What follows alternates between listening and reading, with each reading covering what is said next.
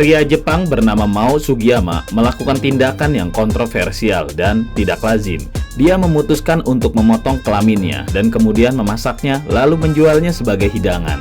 Tidak hanya itu, dia bahkan membuat iklan yang sangat kontroversial untuk mempromosikan hidangan lezat menjijikan tersebut. Sugiyama melakukan tindakan itu pada kelaminnya yang kemudian dia potong-potong menjadi potongan kecil dan memasaknya sebagai hidangan.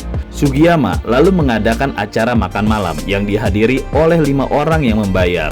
Masakan potongan kelaminnya itu dimasak dengan bumbu kari selayaknya daging pada umumnya. Tindakan Sugiyama ini menuai kecaman dari masyarakat Jepang dan dunia internasional. Menurut banyak orang, tindakan tersebut sangatlah tidak etis dan tidak pantas dilakukan oleh siapapun, meski mengatasnamakan uang atau biaya hidup. Seperti apa kronologisnya? Mari kita ikuti video ini yang akan menuntun Anda ke proses pemasakan paling ekstrim oleh seorang koki. Jangan skip video ini agar Anda tidak gagal paham. Nomor 10. Iklan menu masakan. Seorang pria asal Jepang bernama Mao Sugiyama memasarkan potongan alat kelaminnya sebagai hidangan makan malam. Dia menawarkannya melalui iklan yang langsung mengundang perhatian banyak orang. Dalam iklannya, Sugiyama menuliskan, "Saya menawarkan alat kelamin saya berupa penis dan disajikan sebagai makanan." Alat kelaminnya itu dijual seharga 100.000 yen atau seharga 11 juta rupiah. Angka yang sebenarnya sangat ironis atau menyedihkan. Bisa dibayangkan, batangan terong yang seharusnya bisa dipakai seumur hidupnya kini harus dibuat menjadi masakan, dipotong-potong dan dinikmati orang hanya dengan harga 11 juta rupiah saja. Rasanya, jangankan orang Jepang, sesusah-susahnya orang Indonesia pun akan berpikir ribuan kali jika harus memotong terongnya sendiri, lalu memasaknya dan dihargai 11 juta saja. Apakah senilai seperti itu batangan terongnya yang sama dengan harga sepeda motor bekas jika dihargai 11 juta rupiah?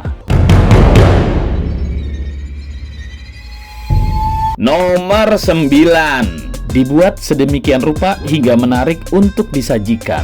Tentu saja, iklan Mao Sugiyama untuk menu kontroversialnya langsung menghebohkan banyak kalangan. Menu tersebut adalah menu spesial yang berbahan dasar alat kelamin sebagai hidangan istimewa. Siapa saja yang tertarik dapat membeli dan tersedia di tempat terpilih sesuai dengan permintaan pembeli. Tidak hanya itu, alat kelamin tersebut juga disiapkan dan dimasak oleh pemiliknya sendiri dengan menu atas permintaan si pembeli. Lebih dahsyatnya lagi, menu kontroversial yang ditawarkan Mao Sugiyama ini, di mana dia sendiri yang memasak alat kelaminnya dan memiliki cara tersendiri dalam mempersiapkan serta menghiasi hidangan tersebut, yaitu dengan jamur-jamur istimewa dan peterseli. Menu sajian batangan otong ini benar-benar dibuat sedemikian istimewa dan menggugah rasa lapar sehingga siapapun yang akan menyantapnya akan lahap. Dengan begini artinya, Mao Sugiyama tidak tanggung-tanggung dalam menjual alat kelaminnya dan memberikan salam perpisahan yang indah. Setidaknya, potongan itu mendapatkan perlakuan yang layak setelah terpisah dari tubuh induknya. Nomor 8. Efek samping memakan otong manusia. Aksi kontroversial Mao Sugiyama, seorang pria berusia 22 tahun yang memasak dan menjual alat kelaminnya sebagai hidangan makanan, sebelumnya telah mengambil langkah-langkah untuk melindungi dirinya sendiri dari tanggung jawab hukum yang mungkin timbul akibat tindakannya itu. Sugiyama meminta para tamunya untuk menandatangani surat pernyataan yang menyatakan bahwa mereka tidak akan menuntut atau menyalahkan dia jika mereka mengalami masalah kesehatan setelah memakan hidangan kontroversial tersebut.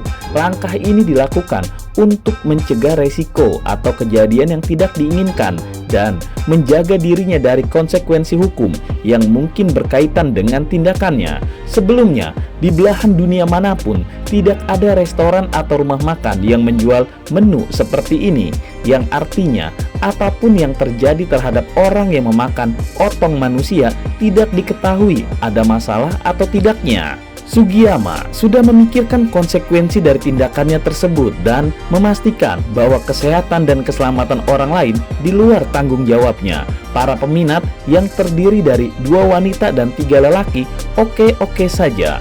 Mereka setuju bahwa jika ada efek samping atau apa, itu semua di luar tanggung jawab Sugiyama. Nomor 7. Viral dan menjadi headline media. Mao Sugiyama telah menjadi headline di beberapa media. Namun, ternyata aksi ini bukanlah yang pertama kalinya dilakukan oleh Sugiyama dalam hal menjual dan memasak organ tubuhnya secara sendiri. Sugiyama ternyata seorang penganut aseksual, yang berarti tidak membutuhkan pria ataupun wanita dalam seksualitasnya. Sebelumnya, dia juga telah menjual puting payudaranya sendiri. Aksi menjual alat kelaminnya mungkin sangat kontroversial, namun setidaknya hal itu menunjukkan bahwa Sugiyama selalu berusaha berinovasi dan menarik perhatian publik dengan organ tubuh luarnya yang dia jual secara unik. Tindakan Mao Sugiyama dalam menjual alat kelaminnya sebagai hidangan makanan, setidaknya dia telah membuktikan bahwa dia seorang individu yang berani melakukan tindakan-tindakan yang tidak mainstream demi mengejar kepuasan diri, uang, atau bahkan menjadi terkenal. Dengan menjual batangan otongnya ini, artinya dia sudah tidak memiliki puting dan kelamin. Dia menjadi pelontos tanpa ada sisi sensitifnya lagi di tubuhnya. Nomor 6. Proses pemotongan otong dan biji-bijiannya. Karena sudah ada yang berminat dan berani membayar 11 juta, 2 orang wanita dan 3 orang pria pun menjadi tamu istimewa Mao Sugiyama, seorang seniman organ tubuh Jepang. Dia pun langsung memproses otongnya atau penisnya dan berikut 2 bijinya atau testikelnya untuk dipotong dalam operasi yang dilakukan oleh seorang dokter pada bulan Maret. Melalui operasi cepat itu, otong dan bijinya diamankan dengan sangat hati-hati karena memang itulah yang akan dijualnya. Potongan alat kelamin itu kemudian dibekukan selama 2 bulan sebelum akhirnya dimasak dan dihidangkan pada acara yang diadakan di wilayah Suginami. Sugiyama yakin kalau tindakannya ini adalah sebuah karya seni dan juga sebuah cara untuk mengekspresikan diri. Walau mungkin banyak orang yang tidak setuju dengan tindakannya ini. Walaupun aksi seperti ini sangat kontroversial dan menuai banyak kritik, namun terdapat sekelompok orang yang memahami dan mendukung tindakan Sugiyama. Mereka berpendapat bahwa Sugiyama adalah seorang seniman yang berani dan berinovasi untuk menunjukkan karya seninya. Nomor 5. Para tamu sangat puas memakan alat kelamin sebagai hidangan makanan. Tibalah waktunya Mao Sugiyama memasak alat kelaminnya dan menjadikannya sebagai hidangan makanan. Para tamu yang terdiri dari 2 orang wanita dan 3 orang pria itu awalnya mencoba dengan perlahan menggigit dan mengunyah masakan tersebut. Setelah 1 tahap menelan dan merasa lezat, mereka pun mulai melanjutkan makanan masakan tersebut hingga tidak bersisa. Dalam proses menyantap hidangan ini, kelima orang ini tidak merasa ada masalah apa-apa. Semua wajar dan enak-enak saja. Bahkan, hal yang mengejutkan adalah testimoni dari 5 orang tamu itu setelah menikmati hidangan. Mereka mengatakan sangat puas. Bahkan, di media sosial mereka pun, mereka mengatakan bahwa alat kelamin tersebut sangat kenyal dan rasanya juga enak.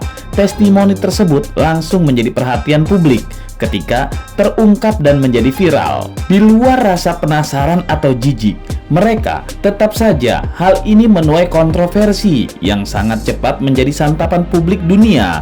Walaupun Sugiyama mempertahankan tindakannya sebagai sebuah karya seni, tetap tidak memotivasi para masyarakat untuk ikut serta dalam hal tersebut. Hal ini malah memicu kontroversi dunia yang mendalam karena di luar dari norma kemanusiaan, di mana kanibalisme disanjung-sanjung sebagai menu yang lezat dan kenyal. Nomor 4. Mao Sugiyama ditangkap kontroversi kanibalisme di Jepang. Karena viral dan mendapat sorotan internasional, seorang seniman kontroversial asal Jepang ini, Sugiyama, dan ketiga orang pria lainnya yang terlibat dalam pesta dan proses memasak hingga menyiapkan tempat sampai menghidangkan, ditangkap oleh kepolisian metropolitan Tokyo. Namun, pada akhirnya mereka semua tidak dijeratkan pidana. Hal ini disebabkan karena tidak adanya hukum yang melarang praktek kanibalisme di Jepang. Tindakan ini memicu reaksi keras dari masyarakat Jepang serta internasional. Banyak yang menilai bahwa tindakan Sugiyama sangat tidak etis dan tidak patut dilakukan di tengah-tengah masyarakat yang telah menghargai etika dan moralitas. Namun, kepolisian metropolitan Tokyo sendiri sulit menemukan dasar hukum untuk menjerat Sugiyama dan teman-temannya. Dalam hukum Jepang, tidak ada ketentuan yang secara khusus melarang praktek kanibalisme atau penjualan alat kelamin manusia. Nomor 3, tantangan sekali seumur hidup. Tantangan pengalaman makan yang sangat tidak terlupakan bagi 5 orang tamu yang ikut dalam hidangan menu otong itu, kendati masakan yang disajikan dinilai sangat kenyal dan minim rasanya, para tamu tetap tidak bisa melupakan pengalaman tersebut. Salah satu tamu, Shigenobu Matsuzawa, yang berusia 29 tahun, menyadari bahwa ini adalah kesempatan sekali seumur hidupnya. Bagaimana dia memutuskan untuk menikmati pengalaman tersebut, meski beberapa tamu sempat mengungkapkan sensasi yang didapat saat makan. Namun, semua tamu itu sepakat bahwa pengalaman makan otong manusia dan biji-bijiannya sangat berkesan dan tidak biasa.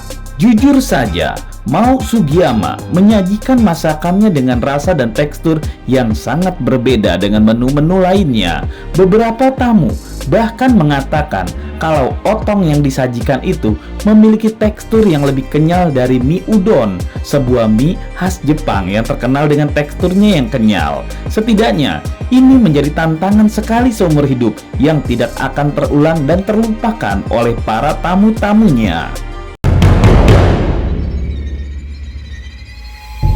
Nomor 2, acara masaknya tidak pidana, tapi publisitasnya kena. Keempat pelaku dijerat pasal perilaku asusila. Meski acara tersebut tidak melanggar hukum menurut kepolisian setempat, tapi publisitas dari acara tersebut justru membawa masalah bagi keempat pelakunya. Keempat pelaku tersebut dijerat pidana karena secara terbuka menampilkan gambar potongan kelamin pada publik dalam konten-konten dan iklan mereka, dan tanpa ada yang berusaha menyangkal, mereka semua telah mengakui perbuatannya. Demikianlah yang diungkapkan oleh juru bicara kepolisian metropolitan Tokyo. Kebijakan hukum di Jepang sangat ketat dalam hal publisitas perilaku asusila atau tidak senonoh, dan keempat pelaku tersebut dijerat sesuai dengan pasal tersebut. Tuntutan atas perbuatannya bisa berakibat hukuman penjara maksimal 2 tahun atau denda hingga 2,5 juta yen, yaitu jika dirupiahkan menjadi 301 juta rupiah untuk masing-masing pelaku. Pada akhirnya, acara masak-memasak menu unik yang telah dibuat oleh keempat pelaku tersebut membawa mereka pada masalah hukum yang serius dan membawa dampak negatif, dan ini merupakan pengingat bagi semua orang bahwa apa yang kita publikasikan atau tampilkan kepada publik harus tetap mematuhi hukum dan etika yang berlaku.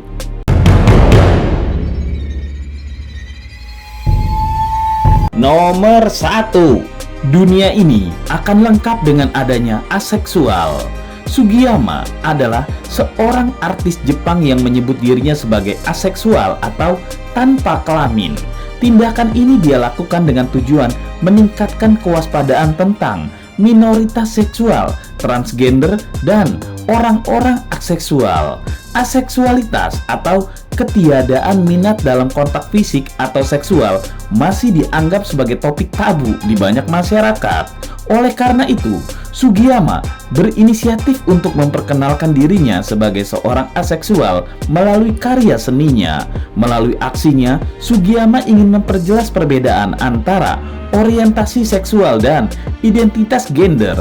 Dia berharap bahwa masyarakat dapat lebih memahami bahwa orientasi seksual dan identitas gender bukanlah dua hal yang sama, dan bahwa minoritas seperti orang aseksual juga harus diperhatikan di Jepang.